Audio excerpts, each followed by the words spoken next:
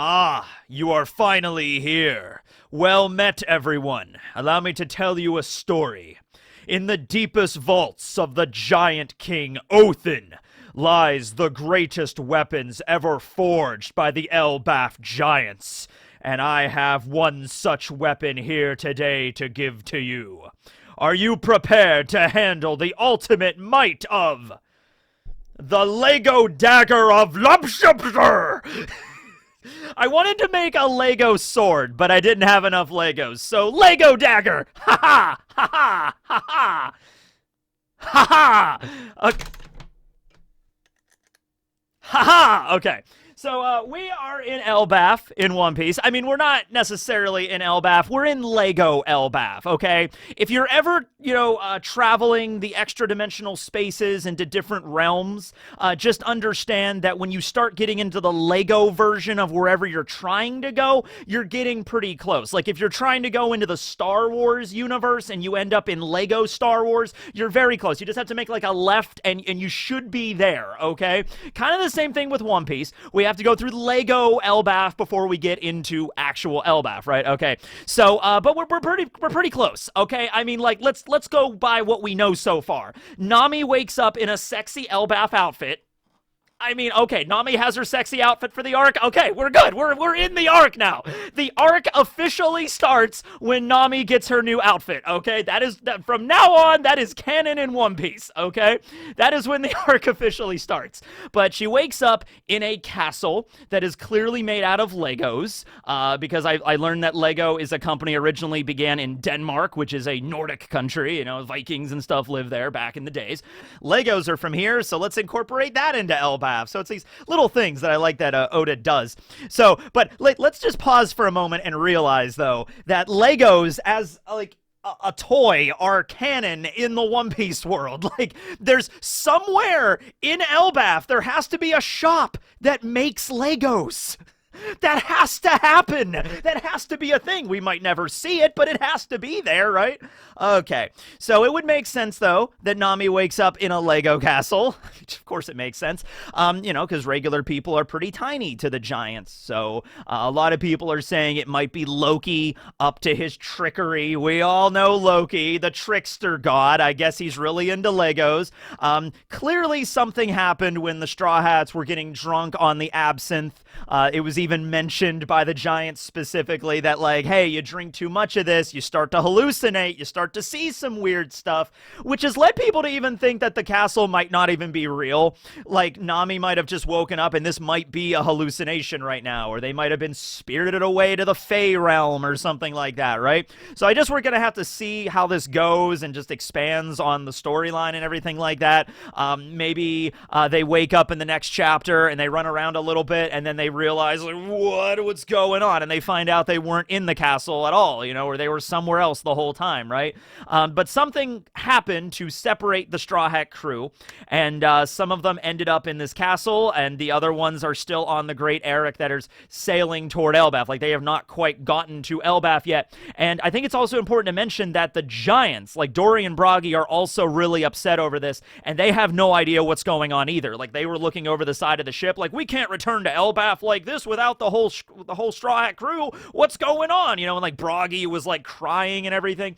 So if this was anything that was like normal, or even within the realm of normal, I feel like the giants would have realized this, right? They would have been like, oh, did we pass out drunk and the magical Fae creatures spirited away half of the Straw Hat crew? Yeah, that tends to happen every now and then when you're approaching Elbaf. There's fairies and pixies and stuff, and also Loki is this trickster god that also is the prince of all giants, so sometimes he's up to crazy shenanigans. It should probably be fine. We'll dock somewhere. We'll find them. No, they were all freaking out. So this is a pretty unusual thing. Like, from the perspective of Dory and Bragi and the rest of the giant warrior pirates, they were probably expecting a smooth sailing, ride. And they get there and they dock at Elbaf and everything's fine. And then this happened, okay? So the reason why this happened is probably the same reason why, like, at the beginning of every arc in the last few story arcs of One Piece, the Straw Hats always get separated. Like, this is what happens. Ever since I think Dressrosa, really, as soon as the Straw Hats got to Dressrosa, they split into two teams. eventually Sanji's team ended up going all the way to Zoe, and then Luffy's team stayed on Dressrosa, and then the whole split happened, so Whole Cake was one group, and then, they all reconvene at Wano. Even after reconvening at Wano, it took a while for everybody to get together again, and then when they approached Egghead, they immediately, half of them got sucked into, well, I guess not half, it was Jinbei, Chopper, and Luffy, and then Bonnie as well, got sucked into that whirlpool, and then they end up in the Fabrio phase of Egghead, and the rest of the crew go to the Labo phase.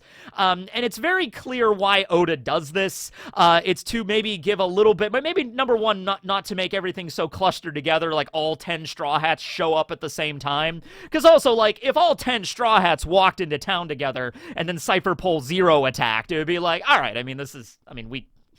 all 10 of us are here. We're good. We're fine, right? So maybe that's part of the reason, but also just to show the geography off, show the world building and everything. With Egghead, it was very clear because there were two main sections of Egghead. There was the Labo phase and there was the Fabrio phase. It's all right, we'll have the Straw Hats get separated, have Luffy and Jinbei and Chopper mess around in the Fabrio phase, and have, Nami and Usopp and everybody else mess around in the Lab phase. And we can kind of see both at the same time, kind of dividing everybody's attention, right? And then eventually they all reconvene and then they leave, okay.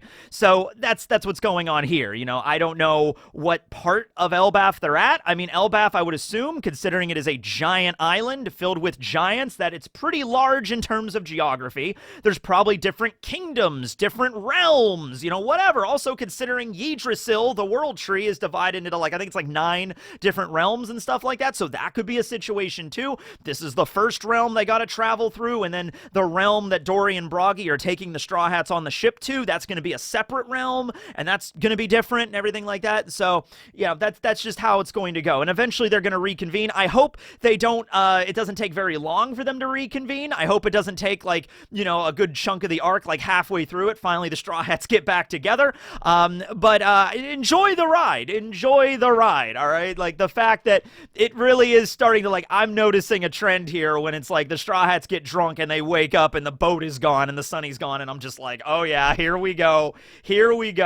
So the way the Straw Hats got separated, this is interesting. I originally just looked at it oh, I see what Oda's doing. He's separating the Straw Hats based off of the older ones and the younger Straw Hats, right? So the ones that are still on the Great Eric are Robin, Frankie, Brooke, and Jinbei, and they're all 30 years old or older. Robin and Frankie are in their 30s, Jinbei's in his 40s, and Brooke is 90, right? Okay, and then you have all the younger Straw Hats. Chopper is the youngest. He's 15. No, he's 17 now. He was 15 when they got him at Drum Island. He's 17 now. Luffy and Usopp are the same age. They're 19. Zoro and Sanji are the same age. They're 21. And then Nami is 20.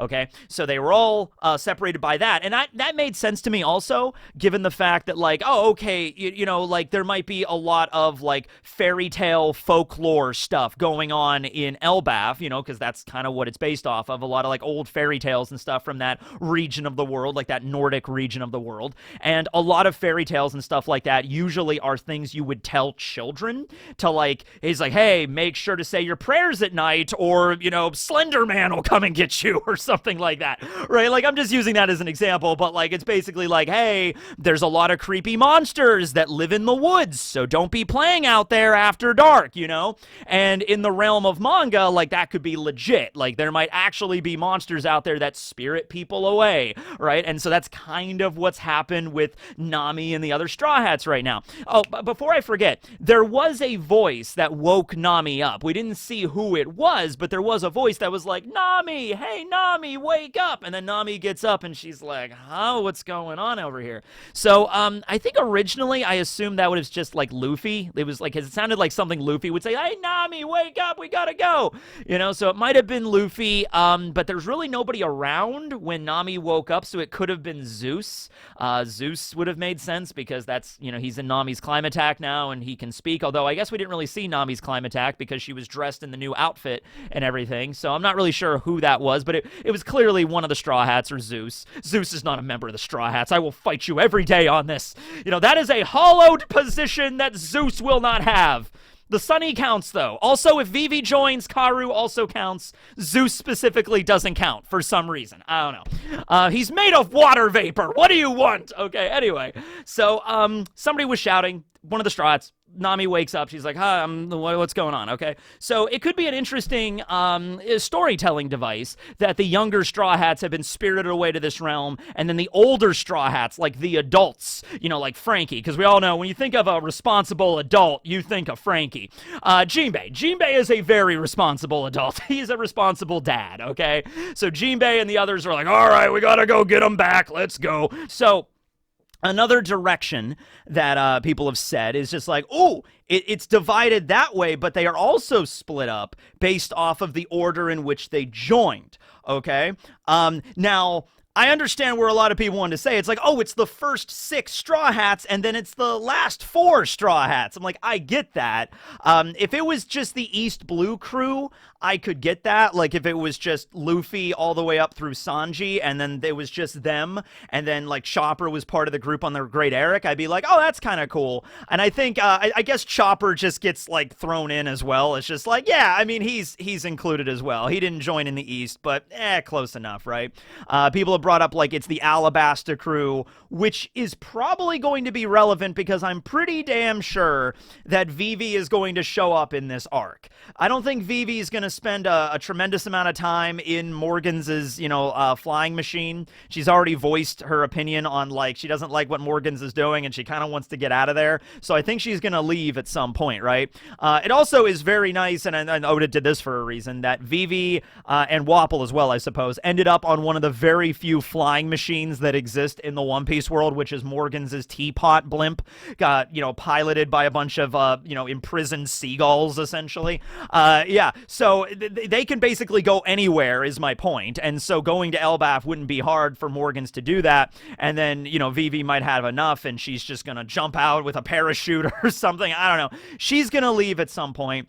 And the question is, which group would she end up with first? Because, the group that knows Vivi the best would be the group that's currently in the castle. So like Nami's group. Okay, I guess we don't know for sure that like Luffy and Usopp are in the castle as well, but I'm assuming. So anyway, she lands in the castle as well, and then there's like, Vivi, it's been so long, and like group hug, and Chopper also would know Vivi pretty well because they were all part of the group that did the X mark, as they were departing Alabasta, and they hold up their arms as like a solidarity sign of friendship and everything like that, and Vivi's crying and everything. It would be great if Vivi ran into them. However, I kind of don't want that to happen right away.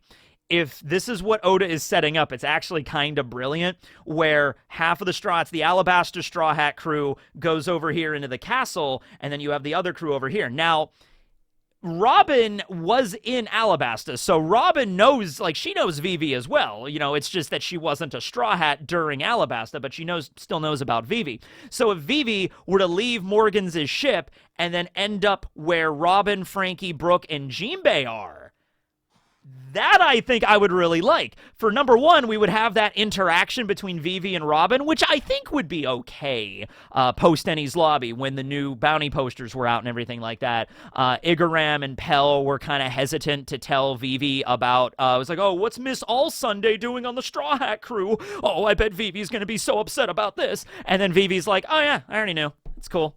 I mean, yeah, I mean, Luffy let her join, so it's probably fine. I trust his judgment, and so Vivi was 100% cool with that. So still, Vivi and Robin having an interaction like that would be cool. I don't think it's going to be anything like Vivi looks at Robin and they're like staring daggers at one another like, I don't think it's anything like that, but it might be a tad awkward. What's the first line of dialogue that those two would exchange, at Elbaf? Like, how that would go? Like, Vivi lands and Robin immediately recognizes her, like, oh my god, Princess Vivi of Alabasta? What are you doing here?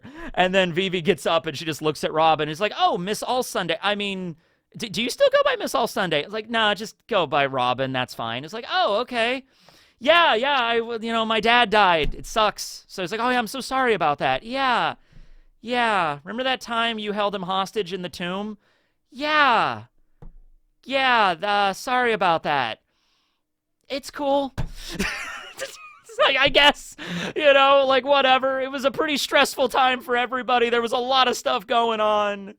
Uh, you know, so that would be interesting. But then Frankie, Brooke, and Jinbei, they have never met Vivi before. I feel like Brooke and Jinbei probably now the Straw Hats have talked about her before. I'm sure it gets put in that one section of like, we don't really get to see the Straw Hats hanging out on the ship very often. I wish we got more of that. I wish we had the moments where the Straw Hats are all hanging out eating dinner together and they're chatting about their adventures that some of them don't know. Like when Jinbei joined, I'm hoping that there was a point when like they were sailing from Wano to Egghead, because that was a long journey, where they're having dinner together and the Straw Hats are bringing Jinbei up to speed on all the crazy shit that they've done. And just like, hey, Jinbei, did we ever tell you about the time we went to Alabasta? And Jinbei's like, oh yeah, you guys beat Crocodile. How the hell did that go? What was the whole plotline series of events that led to that? It's like, okay, this is crazy. And then they just start, it would be Usopp mainly. I think Usopp would be the one that would regale it's like, well, it all started when we entered the Grand Line. It was a pretty scary adventure up Reverse Mountain, but of course me, old Usopp was steel-willed and ready to go, and everybody else was freaking out and crying like babies, but I was able to carry the day through.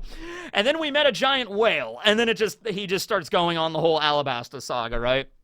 So, Jinbei, Frankie, and Brooke have heard stories of Vivi, I'm sure. There's actually a great filler episode of One Piece that I really enjoy, and it's a filler when Brooke first joined, when the Straw Hats are just showing Brooke around the Sunny, and there's one point where he goes into the library, and there's a logbook and a collection of all of the Straw Hats' adventures that they went on. And, Brooke is like, the idea is like the Brooke or Jinbei or Frankie or whoever can just look through these logbooks and read about like, oh, that was what happened when they went to Skypiea. Obviously, Nami and Robin are going to be keeping records of all their adventures. They're going to, like, after their adventure is over, they're going to go and sit down and write about it, what happened there. It's like, oh, yes, we went to Sky Island and we met this woman named Konus, and she had wings, and Sanji was hitting on her. And then we went to Dressrosa, and there was this woman named Viola, and Sanji was hitting on her. And then we went to, and it's basically what it is, okay.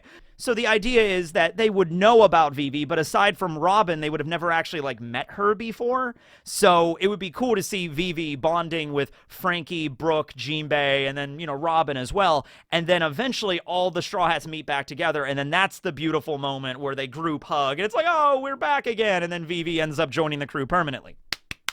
That's easy to do, right? We could just write that in too, right? It's perfectly fine. And then they just have to get Karu, and then the true crew will be complete.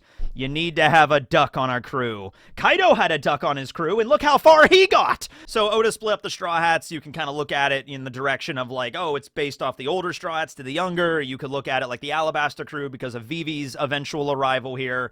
Or maybe you think Vivi's not even gonna show up in this arc. I feel like it would be a little strange just because we are in the final saga at this point. I think Elbaf's going to be a decently sized arc. I don't think it's going to be a quick in and out sort of adventure. I think we're going to be in Elbaf for a while because a lot of hype has been set up for this, like well over 20 years at this point. So I want to stay in Elbaf for a little while, and this would be a good time to just, fit Vivi into that. I think it would work fine. So, yeah, what's the deal with like who put them in the castle? So in the review, I talked about, like, it's very possible that just, like, a giant fish did actually eat the Sunny, because there were giant fish there, and Robin has very macabre kind of, like, dark humor that's like, oh, maybe a giant fish ate them. And Frankie's like, hey, don't even joke about that. That actually legitimately could have happened, right? And I think it could have, like, easily. Like, one of those giant fish, everybody's drunk, everybody's knocked out and hallucinating and seeing pretty colors from the absinthe, and then a giant fish comes up and just eats the Sunny and then just breaks the cord and just, goes to Elbaf, and then some giants are fishing up the giant fish, and then it spits out the Sunny, and then maybe some local, school children or whatever are being like, oh, look, we have a model ship, and then they brought it back, and then they, put the Straw Hats in their Lego box, and there it is, right? That was the way that I was going with it. But a lot of people brought up Loki. So Loki right now is the same age as Road and Goldberg would be. They were all born at the same time around 63 years ago during Big Mom Mom's flashback, right? So going by giant years, basically what you do is you divide by 3, because it was mentioned giants live about 3 times the length of a normal human. So just take whatever an age a giant is, divide by 3, and that should give you like the rough human equivalent. At least I think that's the rule that Oda is using here. So in the case with Road, Goldberg, and it would be Loki as well, take like 60 divided by 3, you get around 20. So Road and Goldberg are about in their 20s or early 20s right now on the new Giant Warrior Pirates. Road is the navigator, Goldberg is the cook, and then Loki would also be around that equivalent. Hiruden is a little bit older. He's in his 80s, so he'd be like mid-20s, and then Girth is in her 70s. So she would be like also like mid to early 20s, something like that, equivalent to human years, right? I bring this up for the sake that there were people commenting that like, oh, Loki, might be still like a child in giant years. That's why he put everybody in like the Lego castle or whatever. Like he doesn't understand any better and he's just playing with them like a toy or something. I mentioned this as well. This was an episode of The Twilight Zone at one point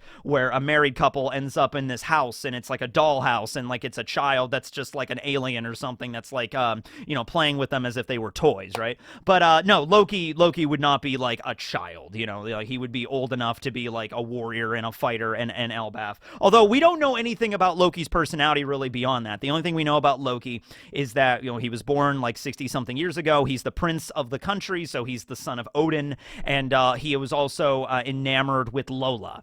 I guess we don't really know the whole situation because the Giants and Big Mom's crew do not really mingle that often, considering what happened with Lord Fallbeard way back in the day with, Yorl. So at some point, though, it seems like Loki met Lola.